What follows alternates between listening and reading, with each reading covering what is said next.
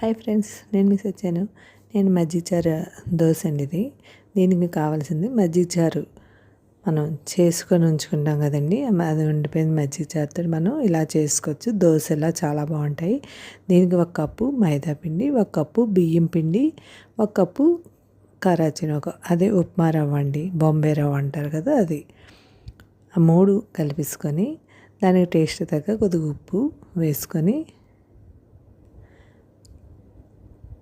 చిన్న కారం అండి, పండుమిర్చి కారం వేసుకొని బాగా కలిపేసుకోవాలి. టేస్ట్ తగ్గ చిన్న సాల్ట్, అంటే కొద్దిగా సాల్ట్ చాలదు కదండి మజ్జిగ చారులో. చాలా ఉన్నప్పుడు పిండి అన్నీ వేసాం కాబట్టి కొద్దిగా ఉప్పు వేసుకొని చూసుకోండి. టేస్ట్ కొద్దిగా నీళ్ళు, దోశకి ఎలా కలుపుతామో పల్చగా అలా కలపాలండి. దోశ పిండిలా, దోశ బ్యాటర్లాగా. చూసారా, ఈ కంటెంట్స్ బాగుంటుంది. ఇలా ఎంత పలచగా కలుపుకుంటే బాగుంటుంది.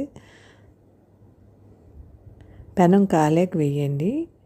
వేసాక చూసారా, ఇలా పలచగా వేసుకుంటే చాలా బాగుంటుంది. పుల్ల పుల్లగా ఉంటుందండి దోశ. మీరు ట్రై చేయండి.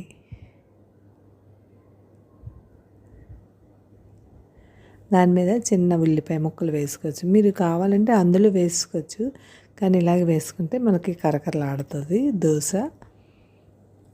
అట్టు వేసుకొని దాని మీద ఉల్లిపాయ వేసుకోండి. చూసారా ఎంత క్రిస్పీగా ఉందో దోశ. చాలా బాగుంటుందండి. మీరు ట్రై చేయండి. ఎంతో టేస్టీ అయిన మజ్జిగ చారు దోశ.